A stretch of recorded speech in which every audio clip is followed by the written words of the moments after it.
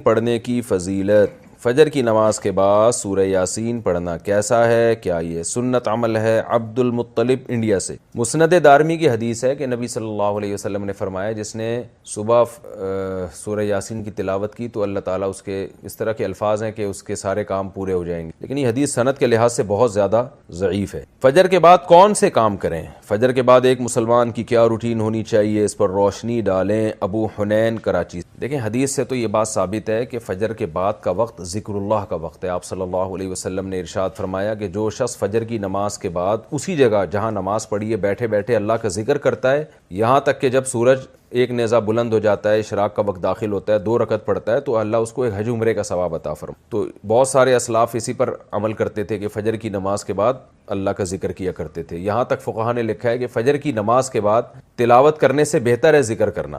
تو اگر کوئی اس طرح تسبیحات نہ کر سکے تو پھر تلاوت کر لے، کیونکہ بہرحال تلاوت بھی ایک طرح کا اللہ کا ذکر ہی ہے۔ تو یہ وقت جو ہے نا ذکر اذکار کا وقت ہے، سب سے بہتر ہے ذکر کرے، وہ نہیں تو پھر تلاوت کرے۔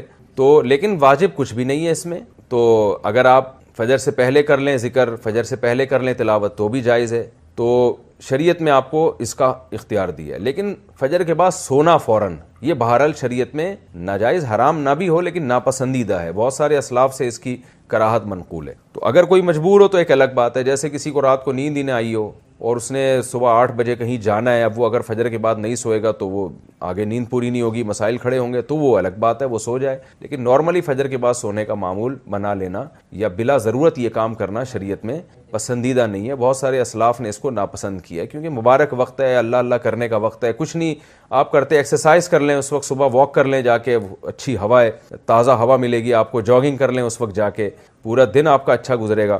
تو یہ اس قسم کی ایکٹیویٹیز کرنی۔ اور دوسری بات نبی صلی اللہ علیہ وسلم نے فرمایا بورک لامتی فی بکورہا، اللہ تعالیٰ نے میری امت کے کاموں میں برکت رکھی ہے صبح کے وقتوں میں۔ تو جتنے بھی کام جو صبح کے وقت میں کیے جائیں اس میں اللہ نے برکت بہت رکھی، تو اس میں ایکسرسائز بھی کی جا سکتی ہے، اس میں پڑھا بھی جا سکتا ہے، کاروبار بھی کیا جا سکتا ہے۔ لوگ کہتے ہیں ہم اس وقت کاروبار کیسے کریں، دکانیں بند ہوتی ہیں، تو بھائی کاروبار کی پلاننگ کر رہے ہیں اس وقت بیٹھ کے آپ، ٹھیک ہے، دکان نہ کھولیں، کوئی ہے ہی نہیں کسٹمر آپ کو۔ کراچی میں تو آپ صبح اگر بیٹھیں گے دکان کھول کے ایک بندہ بھی نہیں ملے، لیکن ہمارے ایک دوست نے ایسا کیا، دوست تو نہیں جاننے والے تھے، انہوں نے کیا کیا، انہوں نے کہا کہ میں فجر کے بعد دکان کھولوں گا، تو اعلان کر دیا کہ جو کسٹمر فجر کے بعد آئے گا خصوصی ڈسکاؤنٹ ہوگا ان کے ساتھ۔ تو اس میں لوگ اس بہانے جلدی جلدی جانے لگے، تو وہ ان کا اتنا رش ہو گیا کہ ان کا اس طرح سے کاروبار میں جو نقصان ہو سکتا تھا اس کی تلافی اس طرح سے ہو گئی۔ تو بہت سارے طریقے، انسان جب کھوپڑی استعمال کرتا ہے تو طریقے سامنے آتے ہیں، اور کھوپڑی استعمال بھی فجر کے بعد بہت اچھے طریقے سے ہو جاتی ہے۔ بلکہ سردیوں میں تو فجر سے پہلے آپ کو کھوپڑی استعمال کرنا شروع کر دینی چاہیے، کیونکہ سردیوں میں راتیں بہت لمبی ہوتی ہیں، تو یہ وقت جو ہے نا انسان کا دماغ بہت فریش ہوتا ہے اور اس وقت بہت اچھا سوچ سکتا ہے، پلاننگ بہت اچھی کر سکتا ہے۔ تو یہ کام فجر کے بعد یا فجر سے پہلے یا فجر کے بعد یہ کام کرنے چاہیے۔ سورہ یاسین قرآن پاک کا دل کیوں؟ سورہ یاسین کو قرآن پاک کا دل کیوں کہا جاتا ہے، اس کی کیا وجہ ہے؟ شمائلہ سبی سے شمائلہ صاحبہ نے پوچھا ہے۔ جی یہ بھی پوچھا تھا بیچاری خاتون نے، رمضان سے 2 مہینے پہلے پوچھا ہوگا، جواب اب مل رہا ہے ان کو۔ جی سورہ یاسین کو قرآن پاک کا دل کہا گیا ہے، جس حدیث میں ترمذی کی حدیث ہے، امام ترمذی نے اس حدیث میں لکھا ہے کہ یہ حدیث غریب ہے، لیکن دیگر جو محققین ہیں انہوں نے اس حدیث کو بالکل ضعیف قرار دیا ہے، اور بعض نے تو بالکل موضوع قرار دیا۔ تو موضوع قرار دینے والی بات تو تھوڑی مبالغہ لگتی ہے، لیکن ضعیف بہرحال یہ حدیث ہے جس میں آتا ہے کہ سورہ یاسین قرآن کا دل ہے، اور ضعیف بھی بہت زیادہ ضعیف حدیث ہے۔ تو اب جب کوئی کسی چیز کی فضیلت میں ضعیف حدیث ہوگی تو پھر اس میں علماء کی 2 رائے ہیں۔ بعض علماء کہتے ہیں کہ اس سے کوئی شرعی مسئلہ تو ثابت ہو نہیں رہا، لہذا اس حدیث کو بیان کرنے میں کوئی حرج نہیں ہے، فضائل میں ضعیف حدیث بیان کی جا سکتی ہے۔ اور بعض علماء کا موقف ہے کہ نہیں بھائی، فضائل کے باب میں بھی احتیاط کرتے ہیں کہ جی حدیث صحیح ہی ہونی چاہیے۔ تو اس میں ہمارے ہاں نا غلو بہت ہے۔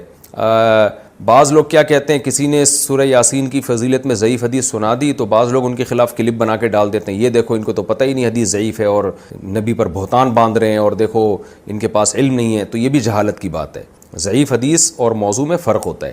تو اور بعض کیا کرتے ہیں، ان کا معیار ایسا ہوتا ہے، اتنا گر جاتا ہے کہ ان کو صحیح حدیث سے پتہ نہیں کچھ چڑ سی ہو جاتی ہے، وہ کبھی کسی موضوع پر التزام ہی نہیں کرتے کہ ہم صحیح حدیث پیش کر دیں لوگوں کے سامنے۔ اس بارے میں صحیح احادیث بھی ہوتی ہیں اس موضوع سے متعلق۔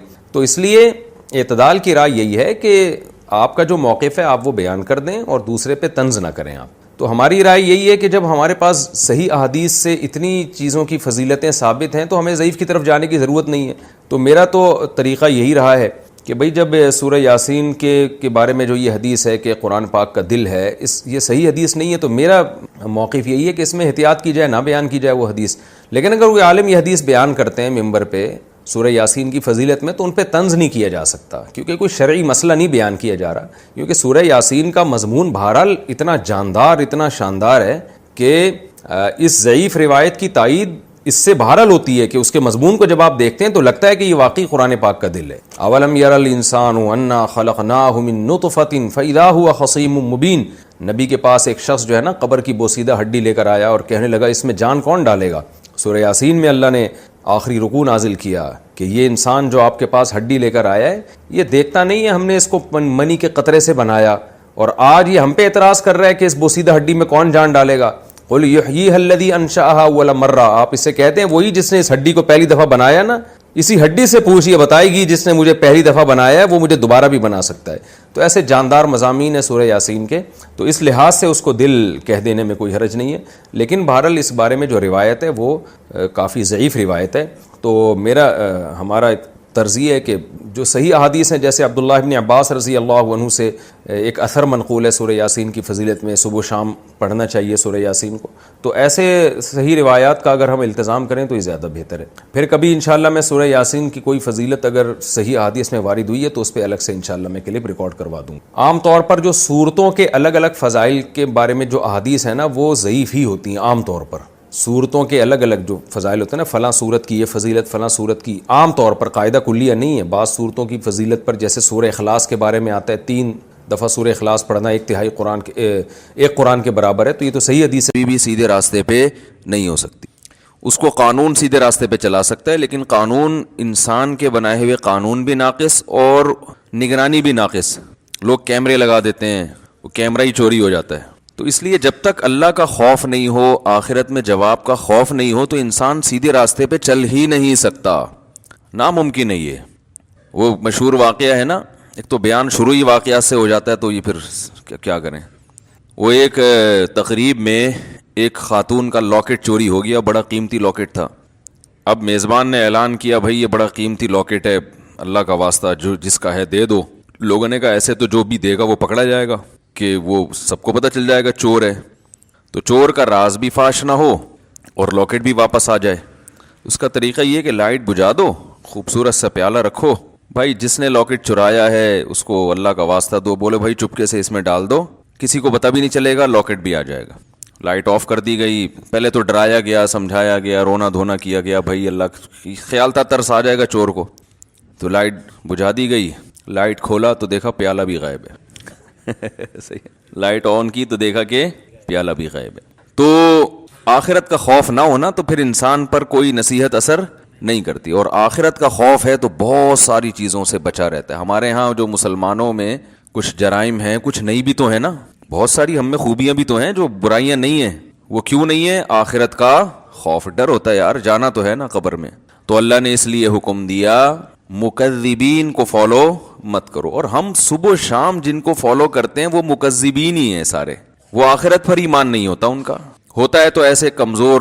تو وہ کہاں سے آپ کو سیدھے راستے پہ چلائے گا بھائی؟ وہ تو پیسہ، شہرت، عزت، صحت، یہ 4-5 چیزوں میں گھماتا رہے گا آپ کو. عزت، پیسہ، شہرت. ہم جب چھوٹے تھے حضرت اپنے شیخ حضرت مفتی رشید احمد صاحب رحمہ اللہ کی مجلس میں ہم جا کے بیٹھنا شروع ہوئے تو اہل اللہ کی، ولی اللہ ہونے کی ایک علامت یہ ہوتی ہے کہ ان کی صحبت میں بیٹھ کر دنیا کی محبت کم ہوتی ہے. سمجھ رہے ہیں نا؟ دنیا کی محبت یہ اہل اللہ کی علامت ہوتی ہے. انسان کو زیادہ دولت، پلاٹوں، جائیداد، یہ باتیں کرنا اچھا نہیں لگتا. کام کرتا ہے زیادہ باتیں نہیں کرتا، اس میں اس کو اچھا نہیں لگتا. یہ اس کی علماء مثال دیتے ہیں کہ جیسے واش روم ضرورت تو ہے، تو ضرورت سے انسان جاتا ہے واپس آتا ہے، وہاں کوئی شوق سے نہیں بیٹھتا کہ یار مجھے بڑا اچھا لگ رہا ہے تو میں یہیں بیٹھا ہوا ہوں، بیگم یہیں کرسی لے آؤ، یہیں ڈال کے بیٹھتا ہوں، یہیں چائے پیتا ہوں، یہیں مطالعہ کروں گا. کوئی کرتا ہے ایسے؟ ضرورت سے جاتا بھائی نکلو. تو ضرورت تو ہے دنیا کی، ہر شخص کو ہے، پیٹ اللہ نے لگا دیا. عزت بھی ہر ایک کی خواہش ہے، عزت بھی انسان کے لیے ضروری ہے، بہت سے مصیبتوں سے بچا رہتا ہے عزت کی وجہ سے.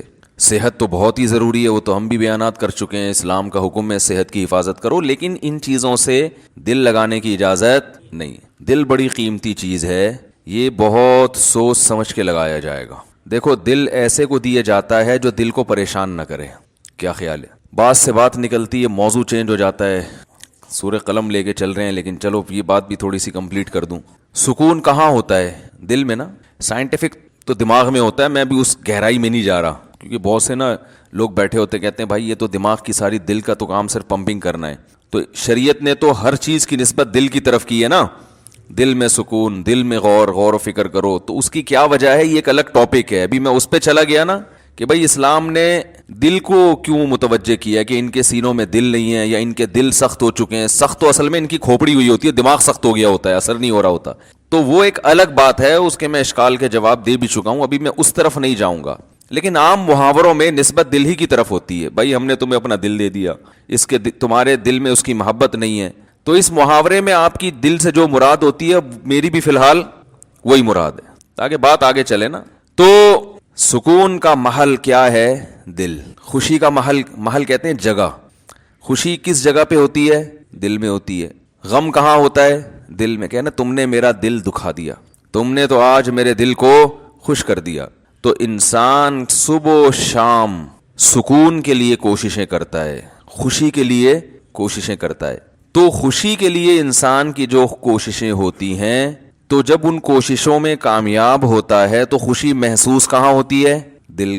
تو پتہ یہ چلا، دیکھیں انسان خوش ہوتا ہے اپنی محبوب چیز کے ملنے سے، ایسا ہی ہے نا. تو دل کب خوش ہوگا؟ جب دل کو اس کی محبوب چیز ملے گی. دل چاہ رہا ہے یہ کھا لو، کھاؤ گے تو خوش ہو جاؤ گے. دل چاہ رہا ہے یہ کر لو، وہ کام کر لیا تو خوش ہو جاؤ گے. دل چاہ رہا ہے کہ یہ چیز مل جائے، گاڑی مل جائے، مل جاتی ہے تو دل کیا ہوتا ہے؟ خوش ہوتا ہے. تو سارا جو مسئلہ ہے نا وہ ہے دل کا. تو یاد رکھیں کہ دل کو خوش کرنے کے لیے یہ ضروری ہے کہ اس کو اس کی محبوب چیز ملے. تو جن چیزوں سے دل کو پہلے سے محبت ہے نا، وہ انسان کو ملتی نہیں ہے. ٹینشن والا مسئلہ یہ ہے. آپ کہیں بھائی جو اتنے لوگ خوش ہوتے ہیں ان کو ان کی دل کی پسندیدہ چیزیں مل جاتی ہیں تبھی تو خوش ہوتے ہیں نا. بھائی مسئلہ ایک دل میں بہت بڑا فالٹ یہ ہے کہ اسے اس کی جب محبوب چیز ملتی ہے تو اس کے دل میں اس سے زیادہ کی خواہش پیدا ہو چکی ہوتی ہے. سمجھ رہے ہیں بات کو؟ لہذا یہ پہلی مرتبہ میں تو اس سے خوش ہوتا ہے، اس کے بعد پھر یہ اس سے خوش نہیں ہوتا، اس سے زیادہ مانگتا ہے. ہمارے ایک دوست ہیں، اللہ نے ان کو مالی وسعت دی، وہ ایک زمانے میں بڑی غربت تھی، تو مجھے اپنا واقعہ بتا رہے تھے کہ یار جب ہم غریب تھے، مدرسے میں پڑھتے تھے، کہتے ہیں تو میں نے اس وقت کہیں سے ہمیں یاد ہے ایک پراٹھا آ گیا کہیں صبح ناشتے میں سوکھی روٹی ملتی تھی. تو کہہ رہے ہیں وہ پراٹھے کے نا ہم سب طلبہ نے ٹکڑے کیے، ایک ایک ٹکڑا، ایک ایک پراٹھا سب کو ملا، یعنی پراٹھے کا ایک ایک ٹکڑا سب کو ملا.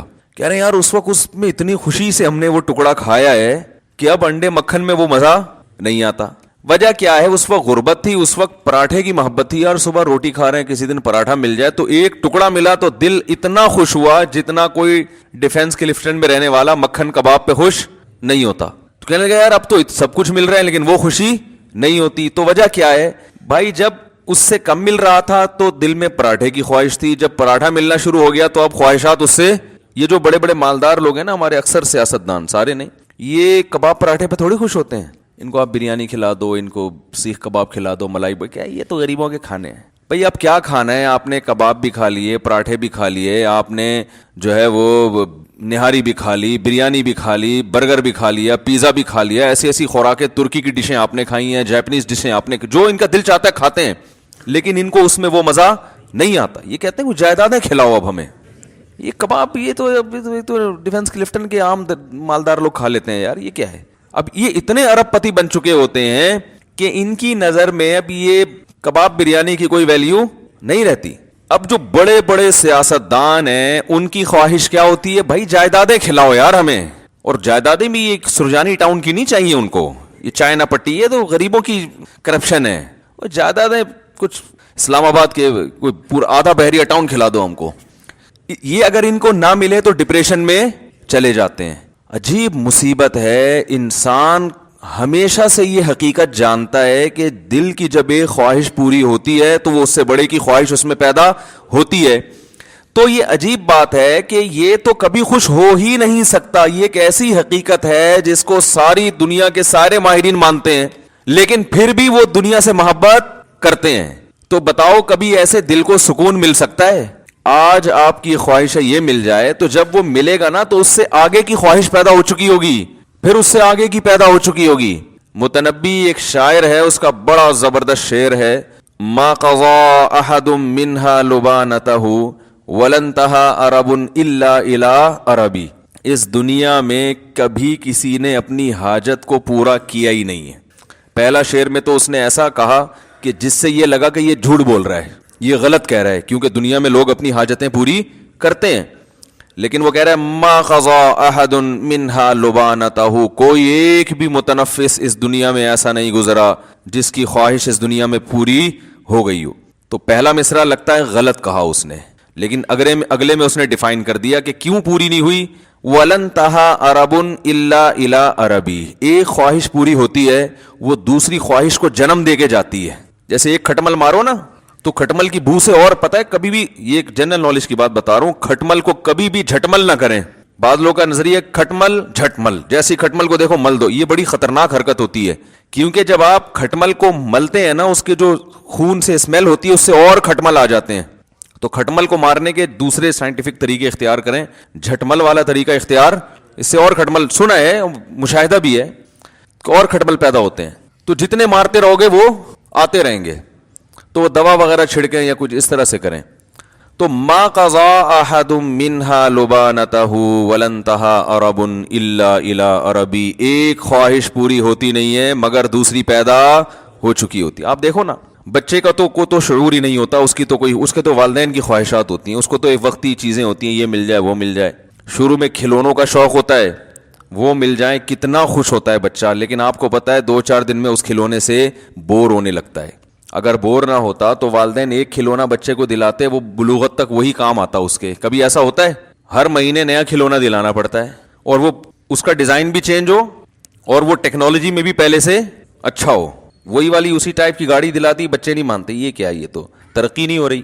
پھر جب وہ بالغ ہوتا ہے تو اس کی خواہشات بڑھ چکی ہوتی ہیں. اب اسے جھوٹی موٹی کی گاڑی نہیں چاہیے، اب اسے سچی مچی کی گاڑی چاہیے. بچپن میں تو گاڑی مانگتا ہے، ابا کھلونا لا کے دے دیتے ہیں، وہ اسی پہ خوش ہوتا ہے. اب اسے سچی مچی کی چاہیے. پھر جب اس کو گاڑی مل گئی تو پھر اس کو اس سے اوپر کی گاڑی چاہیے، گھر چاہیے، بنگلہ چاہیے، اچھی بیوی چاہیے، اولاد چاہیے. جب یہ ساری چیزیں مل گئیں تو ابھی اس کی خواہشات پوری نہیں ہوئی ہیں.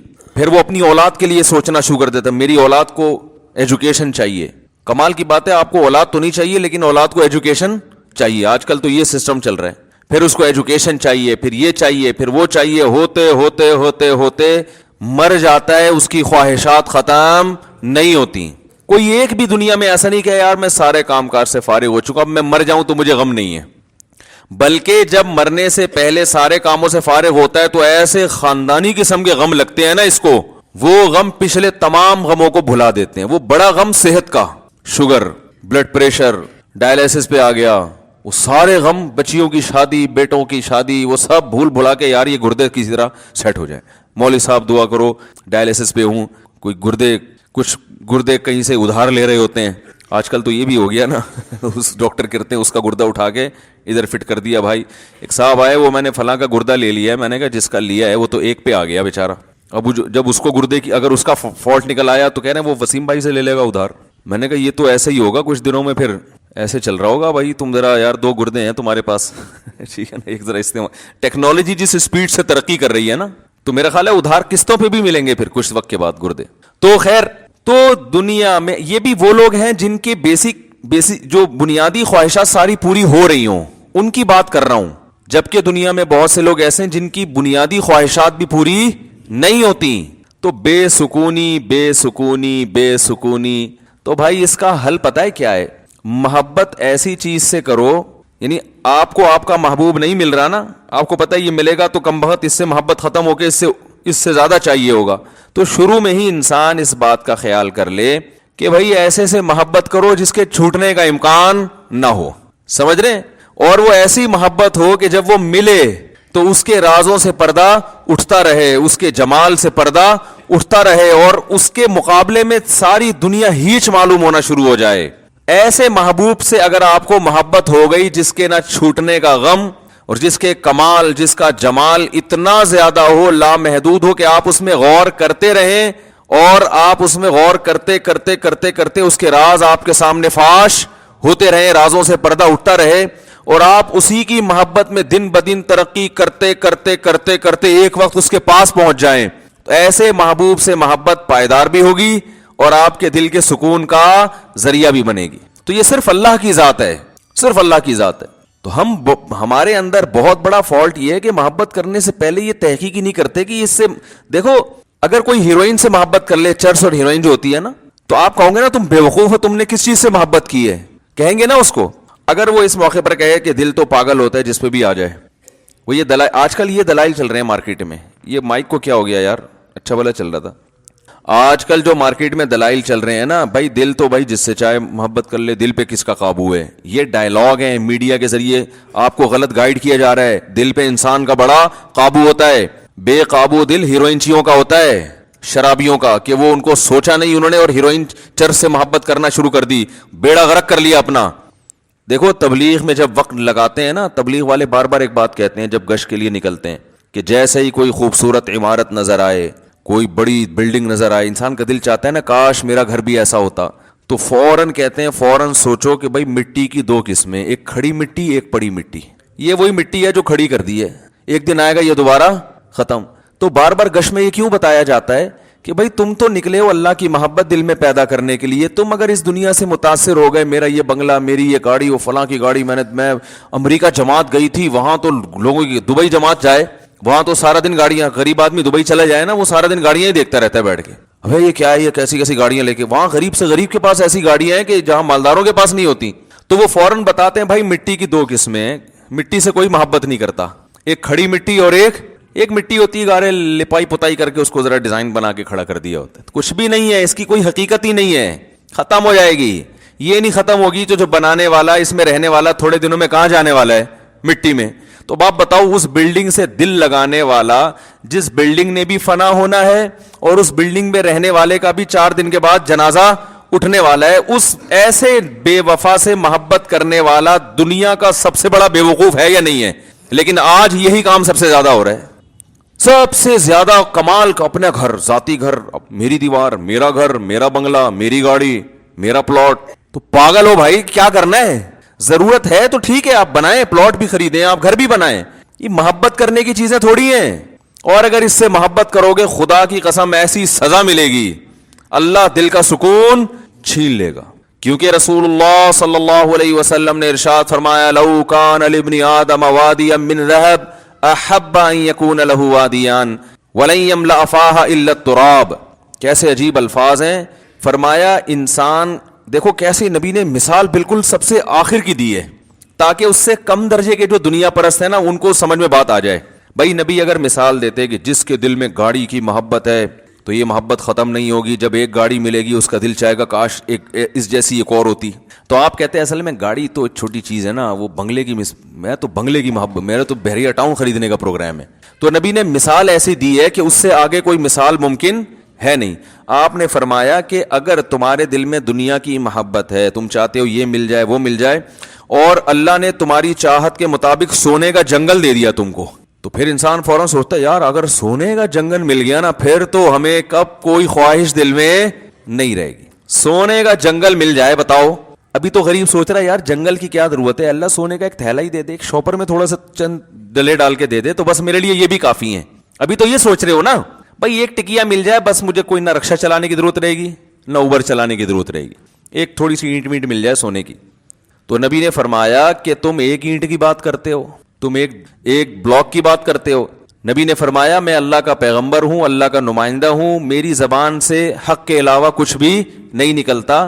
اگر 2 پہاڑوں کے درمیان کا جو حصہ ہے نا وہ سونے سے بھر دیا جائے اور تمہیں گفٹ کر دیا جائے, تو آپ بتاؤ ساری زندگی کھانے کے لیے کتنا ہو گیا نا اس کے پاس. نبی نے فرمایا کبھی بھی سکون میں نہیں آئے گا. احبا, فوراً اس کے دل میں ایک اور خواہش جنم لے گی. ابھی تو یہ خواہش ہے 1-2 اینٹیں مل جائیں, لیکن اس کی خواہش اللہ نے پوری کر کے 2 پہاڑوں کو بھر کے دے دیا اس کو. فرمایا فوراً اس کے دل میں خواہش ہوگی اس ایک کے 2 کیسے بناؤں میں. دیکھو نبی کی حدیث پر اگر یقین نہیں آتا نا تو جن لوگوں کو سونے کے جنگل ملے ہوئے ان کے حالات دیکھ لو جا کے, وہ چین سے بیٹھے ہوئے ہیں. ارے اپنے سیاستدانوں کو دیکھ لو, کوئی 5 ارب ڈالر پی گیا, کوئی 2 ارب ڈالر پی گیا, تو کیا 5 ارب ڈالر پینے کے بعد انہوں نے کہا 5 ارب ڈالر کا تصور کر سکتے ہو؟ ہے بھائی 5 ارب روپے کا تصور ہے کتنے ہوتے ہیں؟ میرا خیال ہے آپ لوگ کو نہیں پتا 5 ارب ہوتے کتنے ہیں. اصل میں اتنے پیسے کبھی دیکھے ہی نہیں نا, تو تصور میں بھی نہیں آ رہے ہوتے. وہ 5 ارب کا مطلب 1 ارب 100 کروڑ, 1 کروڑ کا مطلب 100 لاکھ. او بھائی وہ تو اگر وہ 5-5 ہزار کے نوٹ چائے میں ڈبو کے کھانا شروع کر دے نا, وہ نوٹ ختم نہیں ہوں گے, اس کی زندگی ختم ہو جائے گی. اتنا پیسہ نوٹ سے چیزیں نہیں, ڈائریکٹ نوٹ کھانا شروع کر دیں. لیکن کیا یہ سیاستدان چین سے بیٹھتے ہیں؟ کیا یہ پھر لوگوں کی زمینوں پہ قبضہ نہیں کرتے؟ کیا پھر یہ رشوتیں دے کے اور مختلف حربوں سے یہ بھی وہ مل خرید لو, وہ مل خرید لو, یہ کر لو, وہ کر لو. یہ تو صبح و شام ہم اپنی آنکھوں سے دیکھ رہے ہیں کہ بھائی دولت آنے سے سکون نہیں ملتا, ہوس ختم نہیں ہوتی ہے. یہ تو ایک حقیقت ہے, اور نبی نے بھی اسی حقیقت کو بیان کیا. پھر یہ ہوس ختم کیسے ہوگی؟ سوال پیدا ہوتا ہے. آپ نے فرمایا وَلَن يَمْلَأَ فَاهُ إِلَّا التُّرَابُ, قبر کی مٹی ختم کر دے گی. فرمایا اس کے منہ کو قبر کی مٹی بھرے گی, اس کا منہ جائیدادوں سے نہیں بھر سکتا, دولت اور پیسے سے بولو نا نہیں بھر سکتا. یہ سوچ ہی غلط ہے, یہ انگریز کی سوچ ہے, غیر مسلموں کی سوچ ہے. پیسہ پیسہ پیسہ.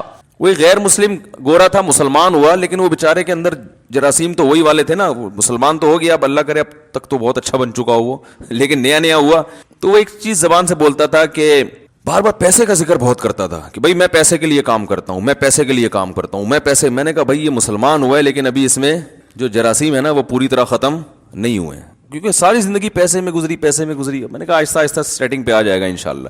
جب دیکھے گا نا مسلمانوں کو سخاوت کرتے ہوئے, او بھائی ایسے میں نے تو ایسے ایسے سخی دیکھے, میں کھوپڑی حیران ہو جاتی ہے.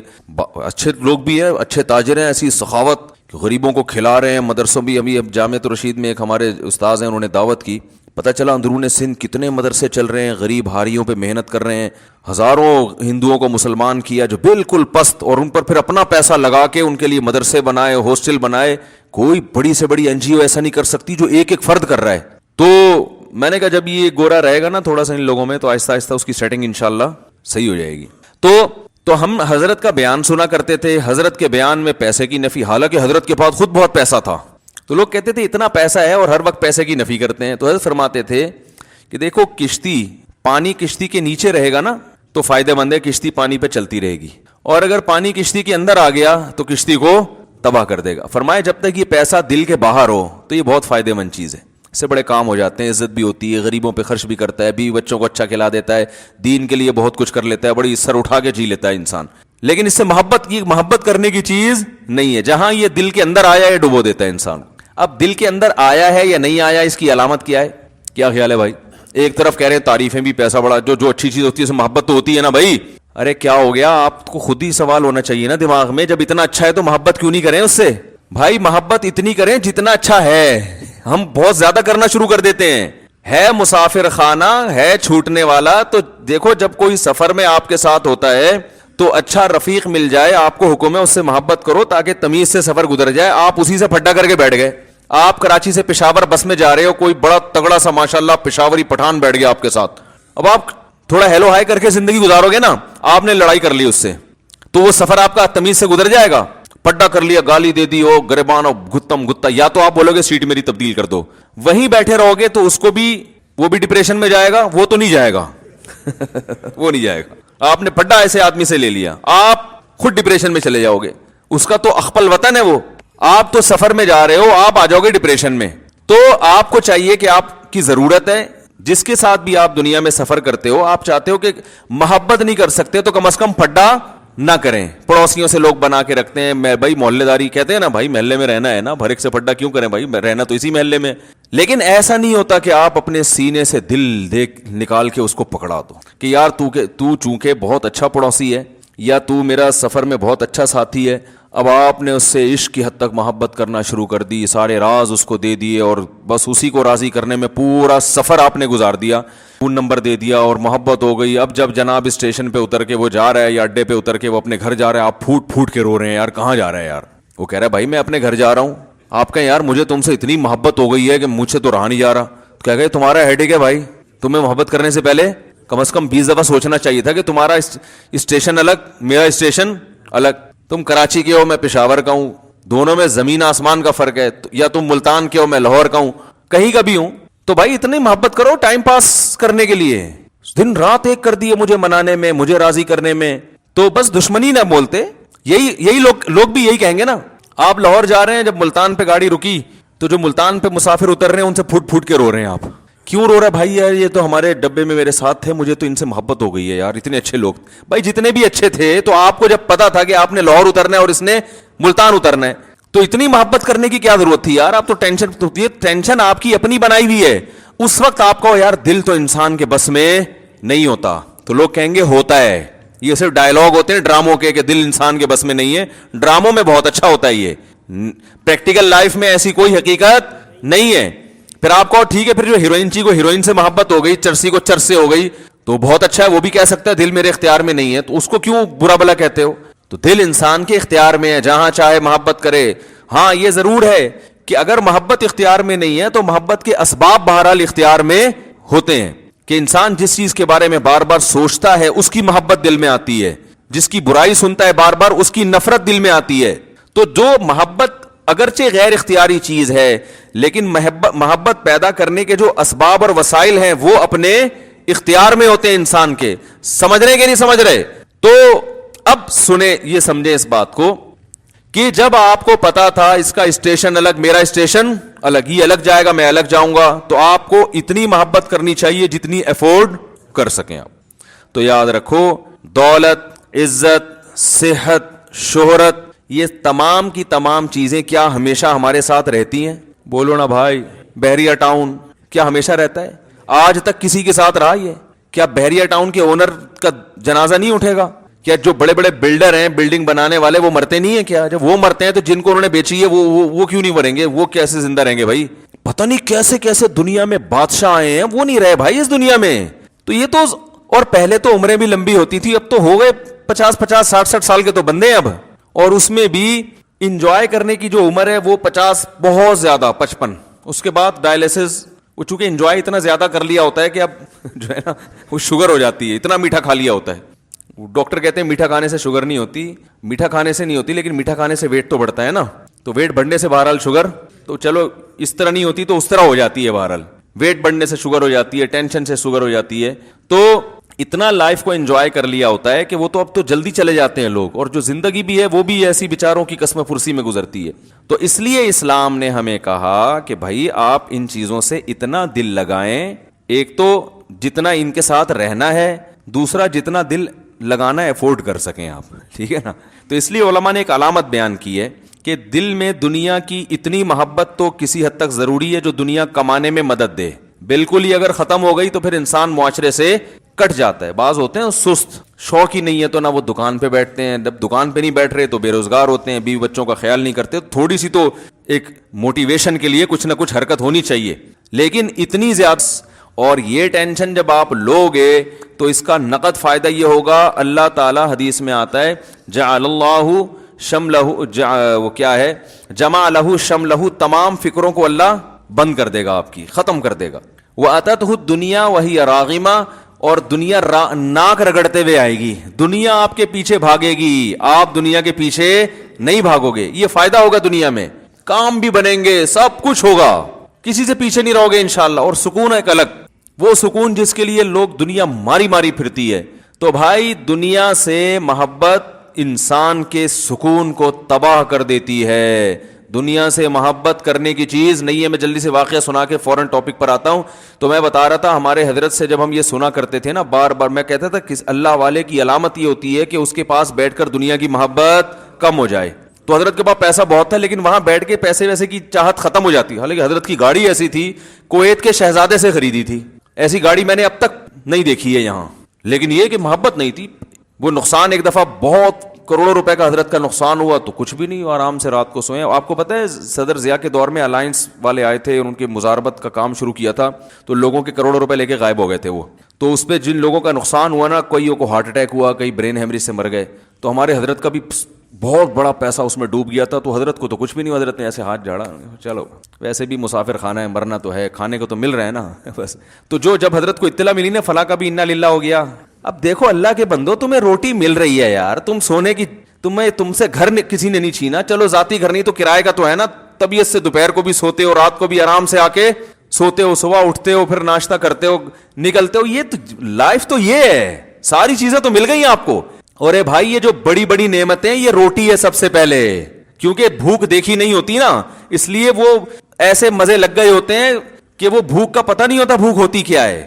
بھوک کے وقت روٹی مل جائے بہت بڑی نعمت, پیاس کے وقت پانی مل جائے بہت بڑی نعمت. تو جن کو یہ نعمتیں ملی ہوئی ہیں وہ بار بار نعمتوں کا سوچ سوچ کے خوش ہوتے رہتے ہیں, اللہ تو نے مجھے رات کا کھانا بھی دے دیا, صبح کا ناشتہ بھی دے دیا, حالانکہ 2 وقت کا کھانا ضروری ہے, 3 ٹائم کا کھانا تو ویسے ہی موٹاپا پیدا کرتا ہے, لیکن اے اللہ تو نے مجھے ناشتہ بھی کھلا دیا ہے, اللہ تو نے مجھے لنچ بھی دے دیا ہے, اللہ تو نے شام کی چائے بھی دے دی, اس میں ڈبو کے کھانے کا جو مزہ ہے وہ میں نے کئی دفعہ سنا چکا ہوں نا مفتی صاحب سے, جو ہم نے لطیفہ سنا ہے, اللہ ڈبو کے کھانے کے مزے بھی تو نے ہمیں دے دیے.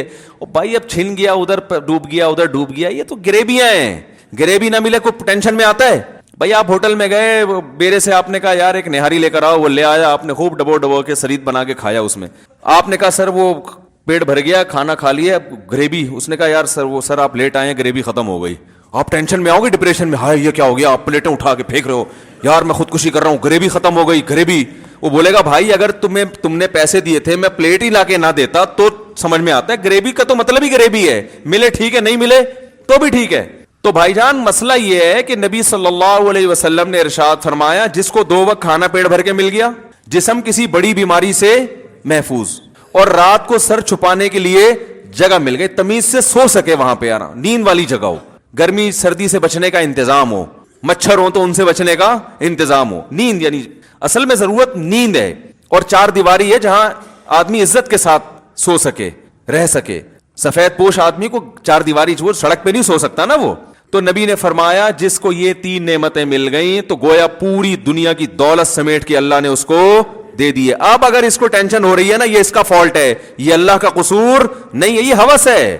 دیکھو ہیروئن چی کو ہیروئن آپ نے ہیروئن چی کو کیا کیا, آپ نے اس کو بھوک لگ رہی تھی, آپ نے اس کو کباب لا کے رکھ دیے, تکے لا کے رکھ دیے, ملائی بوٹی لا کے رکھ دی, کولڈ ڈرنک رکھ دی, آپ نے کہا کھاؤ. وہ تلاش کر رہا ہے سٹا ہے, سمجھے بات کو, مثال کو خوب اچھی طرح سمجھیں, وہ تلاش کر رہا ہے کیا بھائی, سٹا. آپ کو اس پہ ترس آیا, آپ نے کہا کپڑے بھی پھٹے پرانے ہیں اور بدبو بھی آ رہی, آپ اپنے گھر کے واش روم میں لے گئے, آپ اس کو شیمپو سے تیزاب سے نہلا دیا آپ نے اس کو, کیونکہ وہ عام شیمپو سے نہیں, یہ چرسی ہیروئن چی جو ہے نا ان کی بدبو ختم نہیں ہوتی. آپ نے چلو تیزاب زیادہ ہو گیا, ڈیٹول سے نہلا دیا اس کو ٹھیک ہے نا, ڈیٹول سے نہلایا, سروس کروائی, خوبصورت کپڑے پہنائے اس کو. کیا ان چیزوں سے ہیروئن چی کو خوشی ہوگی؟ وہ تلاش میں یار چھٹا. تو آپ نے اس پر احسان کیا, پھر اس کی جیب میں آپ نے کچھ پیسے بھی ڈال دیے کہ جا بھائی کہیں دوبارہ رات کو ڈنر کی ضرورت پڑے تو میری طرف سے وہ شنواری میں کھا لینا جا کے, یا سلاطین میں کھا لینا, یا یہ کھا لینا. اب پھر بھی ٹینشن ہو رہی ہے, تو آ کے کہہ رہے سر پھر بھی ٹینشن ہے مجھے. تو آپ کہیں گے اب جو تجھے ٹینشن ہو رہی ہے یہ میرا فالٹ نہیں ہے, میں نے سخاوت کے دریا بہا دیے, اب یہ تیرا اپنا فالٹ ہے کہ تو نے ایسی چیز کی محبت دل میں پیدا کر لی جو چیز میں نے تیرے لیے پیدا نہیں کی ہے, وہ تیری ضرورت بنائی نہیں ہے, تو زیادہ مزے لینے کے چکر میں ہے. میں نے تو مزہ دودھ میں رکھا, شہد میں رکھا, روٹی میں رکھا, بریانی میں رکھا, اور تو نے یہ حلال مزوں سے ہٹ کے کہاں چاہ کے, جس میں کاربوہائیڈریٹ ہوتا ہے, جو نشاستہ ہوتا ہے, جو ہماری باڈی کو رن کرنے میں کام آتا ہے. یہ بنیادی بیسک ضرورت ہے. یہ نہ ملے تو لوگ کہتے ہیں نا وہ دودھ پی رہے ہیں 1 کلو, وہ جب تک روٹی نہیں کھائے گا صحیح ہے نا, طاقت نہیں آتی جسم میں. تو یہ بھی مل رہی ہے الحمدللہ, یہ اللہ نے اتنا سستا کر دیا دنیا میں. روٹی نہ ملے چاول کھا لو, چاول نہ ملے آلو کھا لو, تو یہ اتنا سستا, یہ بیسک ضرورت ہے. اور دوسری ضرورت اللہ نے ہماری رکھ دی گھر, چاہے کرائے کا ہو چاہے ذاتی ہو, رہنے کی 4 دیواری ہو, تیسری کے کوئی بیماری نہ ہو. تو یہ اگر مل گئی تو ہمیں خوش ہونا چاہیے, سمجھ رہے ہیں نا, اللہ ایسا کھا رہا ہوں ماشاءاللہ, بھوک سے بھی پریشان نہیں ہوتا, اور سونے کی جگہ بھی تو نے مجھے دے دی ہے, اور پہننے کے لیے لباس بھی مل گیا ہے, جو یہ بیسک ضرورتیں پوری ہو گئی, بس اب بھی خوش نہیں ہو رہا, تو اللہ کی قسم یہ اس کا اپنا فالٹ ہے. صحیح ہے نا, اس کا اپنا فالٹ ہے. یہ ہیروئن چی ہے, ہیروئن چی کو ہیروئن سے اتنی محبت نہیں ہوتی جتنی اس نے گاڑی بنگلے اور دنیا سے دل لگایا ہوا ہے. تو اس کا علاج کرو, جیسے ہیروئن چی کو سمجھایا جائے گا کہ علاج کرو, کہہ رہے کیسے بھائی, ڈاکٹری علاج بھی کرو اور نفسیاتی بھی. نفسیاتی یہ کہ بار بار سوچو کہ اس سے آہستہ آہستہ تمہارا سکون برباد ہو رہا ہے. یہ جو تمہیں سکون ملتا ہے نا سٹے لگا کے, یہ وقتی سکون ہے, نہیں یقین آتا تو جن لوگوں کو یہ سٹا نہیں ملتا, جو نہیں پیتے, ان کے چہروں پہ رونق دیکھو تم سے کروڑا گنا زیادہ ہے. اگر اس میں سکون ہوتا تو جو نہیں پیتے وہ تو ٹینشن سے مر جاتے, جبکہ ہم دیکھ رہے ہیں جو نہیں پیتے ان کے چہروں پہ بھی رونق ہے, وہ تم سے زیادہ خوش ہیں. تو یہ بار بار وہ سوچے گا تو چھوڑنے پر آمادہ ہوگا نا. پھر وہ علاج کی فکر کرے گا. بھائی بتاؤ, اگر وہ اس کا نظریہ ہی ٹھیک نہیں ہے, وہ کہے سکون میں وہ ہے جو پیتا ہے, تو وہ تو پاگل ہے نا, اس کا علاج ہو سکتا ہے. تو یاد رکھیں, اسی طرح جو بیسک بنیادی ضرورتیں جب آپ کی پوری ہو گئیں, اس کے بعد اگر آپ کو سکون نہیں ہے تو سکون نہ ہونے کی وجہ یہ ہے کہ آپ دنیا سے محبت کر بیٹھے ہیں, آپ غریبیوں کے چکر میں پڑ گئے ہیں. تو اس کا حل یہ نہیں ہے کہ آپ کی حاجات پوری کر دی جائیں, آپ کی تنخواہ ڈبل ہو جائے, آپ کے پاس لوگ اپنے مسائل حل کروانے آتے ہیں. یہ کریں کہ ایک صاحب آیا, میں اتنی ٹینشن میں ہوں, میری بیگم بھاگ گئی ہے اور علیحدگی کا مطالبہ کر رہی ہے اور 1 سال سے میں اس کو منا رہا ہوں, مان نہیں رہی. تو میں نے کہا بھائی آپ کے دل میں اس کی محبت بہت زیادہ ہے, ٹھیک ہے نا, تو اس لیے آپ ٹینشن میں آ گئے. اگر وہ آ گئی تو جو ٹینشن آپ کو ہو رہی ہے وہ اس کو ہونا شروع ہو جائے گی. ٹھیک ہے نا, کیونکہ اس کے ایٹیٹیوڈ سے لگتا ہے کہ جتنی آپ کے دل میں اس کی محبت ہے بالکل اسی حساب سے اس کے دل میں آپ کی نفرت ہے. کیونکہ آپ اتنا پیچھے پڑ گئے پھر بھی نہیں آ رہی, تو اس کا 1 سال کم تو نہیں ہوتا نا. میں نے کہا یہ اس کی علامت ہے کہ آپ جتنا اس سے چاہتے ہیں اتنا ہی وہ آپ سے باقاعدہ ماشاءاللہ نفرت کرتی ہے. تو جیسے آپ کی محبوب چیز ملنے سے آپ کو خوشی ہوگی, تو اس کی قابل نفرت چیز ملنے سے اس کو ٹینشن ہوگی کہ نہیں ہوگی؟ کیا ہو گیا بھائی, بات صحیح کر رہا ہوں کہ نہیں کر رہا؟ تو میں نے کہا آپ اس پہ خوش کہ وہ آپ کو مل جائے, وہ اس پہ خوش کہ آپ اس کو نہ ملے. تو اب میں نے کہا اس ٹینشن کا حل یہ نہیں ہے کہ وہ آ جائے. وہ کیوں آئے گی بھائی؟ اللہ نے چاہتے پوری کرنے کی جگہ دنیا رکھی نہیں ہے. کسی کی آ جاتی ہے, اکثروں کی تو جو گئی تو پھر بات واپس نہیں آتی. رپورٹ یہی ہے. جو رپورٹیں ہیں نا, ہماری اپنی بھی بہت ساری رپورٹیں ہوتی ہیں, لوگ بتاتے رہتے ہیں نا, تو ایک رپورٹ میں بھی مرتب کر سکتا ہوں. رپورٹ یہی ہے کہ اکثر نہیں آتی. تو اس کا حل